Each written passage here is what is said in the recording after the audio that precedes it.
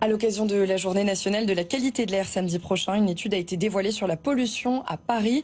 Cette étude, elle démontre assez clairement que le nord-est parisien est extrêmement pollué aux particules très fines, plus que le reste de Paris et les quartiers du centre-ville, notamment ceux qui jouxtent la Seine. Bonsoir Jean-Baptiste Renard. Bonsoir. Vous êtes directeur de recherche au laboratoire de physique et de chimie de l'environnement et de l'espace, c'est au CNRS Orléans. Vous êtes à l'origine de cette étude. Pourquoi est-ce qu'il y a ces endroits dans le nord-est de Paris qui sont plus soumis à la pollution des particules fines? C'est la question peut-être la plus difficile à répondre. Et on va voir peut-être cette carte aussi en même temps que vous parlez. Voilà, en fait, vous avez plusieurs facteurs. Vous avez d'abord les sources. Le périphérique est une source importante de pollution, donc c'est pour ça qu'on voit beaucoup plus de pollution près du périphérique. Vous avez aussi la direction des vents dominants. Nous avons des vents en moyenne plutôt sud-ouest qui vont vers le nord-est.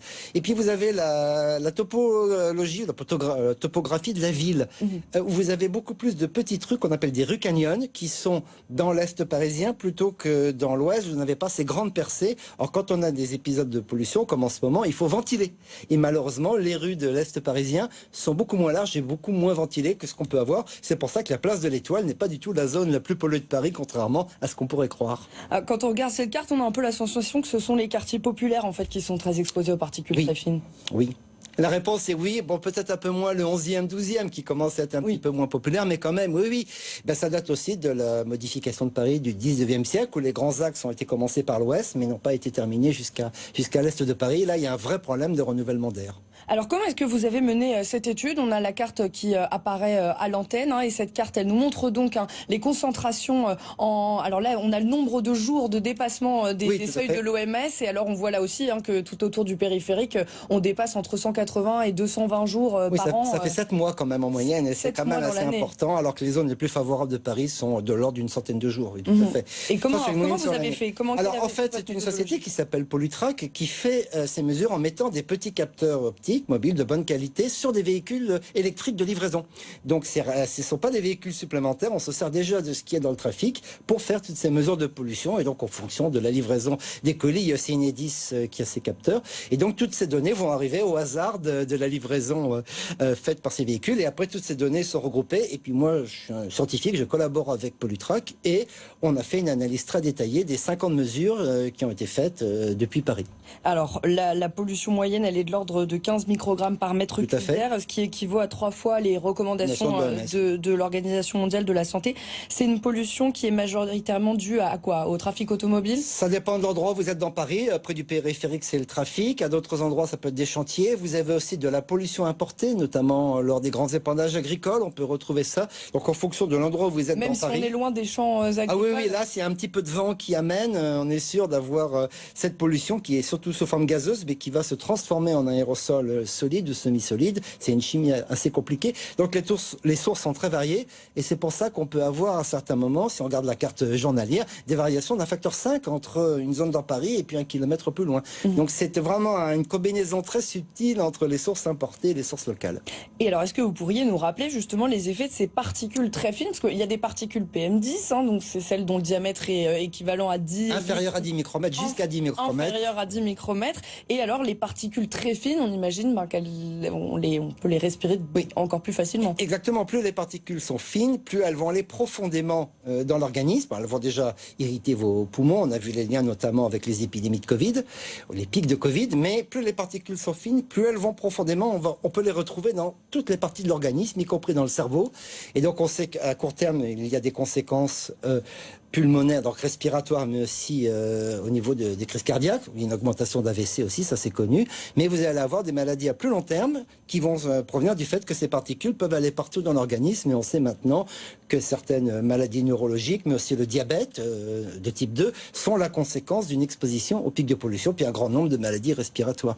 Et plus les particules sont fines, plus elles sont dangereuses. C'est pour ça que les indices actuellement sont basés que sur des grosses particules, les PM10, mais c'est l'arbre qui masque la forêt en fait. Le vrai problème, ce sont les particules très fines, comme les PM2,5, ou même ultra fines, on va dire en dessous de 100 nanomètres. Et celle-là, il n'y a aucune norme officielle, il n'y a que les recommandations de l'OMS.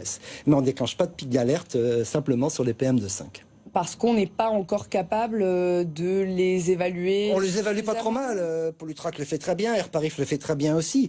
Mais faut faire changer les normes, c'est compliqué, et puis surtout c'est pas très agréable ce qu'on voit, parce que si on considère les PM2,5, on aura beaucoup plus de jours d'alerte que si on considère les PM10. Donc là il y a aussi des choix politiques et des conséquences qui peuvent être difficiles à gérer. Bon là il fait très chaud, il y a assez peu de vent, on rentre à nouveau dans un épisode de pollution. On a de la pollution à l'ozone, mais aussi aux particules fines, parce qu'il n'y a pas de vent. Là dans les jours qui arrivent...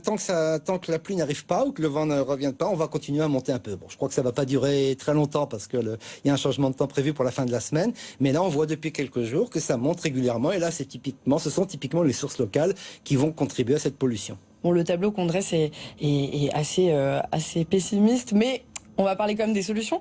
Il y a une PME française qui a développé un système de capture de ces particules fines. Ces systèmes de filtration, ils ont été mis en test dans une école dans le 9e arrondissement, l'école de la Victoire. Ils ont été accompagnés de capteurs pour mesurer la concentration de l'air, parce que si on ne mesure pas, on ne sait pas quels sont les effets.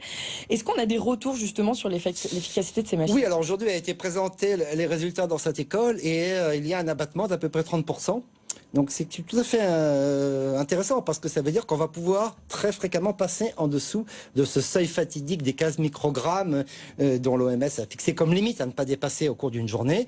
Et là, dès qu'on va dépasser ce seuil, apparemment, les capteurs se mettent en place, même pas apparemment, d'ailleurs, les appareils se mettent en place, et vous allez avoir une diminution d'à peu près 30%, voire plus, de la qualité de l'air. Et ça, c'est très important pour le poumon des enfants, parce que leur système respiratoire est encore plus fragile par rapport à la pollution que peuvent l'être les adultes. Mais si on le met dans un environnement extérieur, est-ce que ça fonctionnera aussi bien que dans une enceinte? Non, c'est vraiment fait pour des enceintes confinées ou semi-confinées, comme une cour d'école qui est vraiment pas mal enclavée, une rue Canyon peut être très bien aussi. Certains endroits vraiment souterrains aussi, on peut avoir dans des endroits souterrains des grands volumes d'air, c'est quelque chose qui pourrait tout à fait s'appliquer. Vous avez peut-être vu passer l'enquête de la rédaction de Vert de Rage sur la pollution dans le métro. Oui, j'étais associé, je suis dedans. Oui. Est-ce que des machines seraient utiles pour de telles concentrations de particules fines? Oui, il y a des tests qui vont commencer à se faire, hélas pas à Paris, parce que c'est un peu difficile, mais ailleurs, dans d'autres métros provinciaux, ça va commencer dans les prochaines semaines. Ça a été annoncé, ce sera dans le métro de Lyon que se fera le premier test. On espère que la RATP nous entend. Merci beaucoup Jean-Baptiste Renard, vous êtes directeur de recherche au laboratoire de physique et de chimie de l'environnement et de l'espace. Juste avant de se quitter, je voudrais vous montrer cette carte justement qui sort aujourd'hui.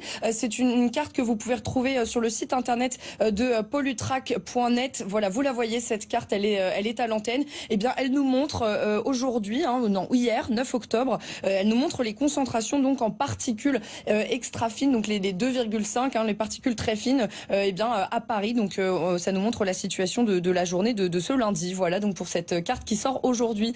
Merci beaucoup Jean-Baptiste Renard, et on va tout de suite regarder la météo.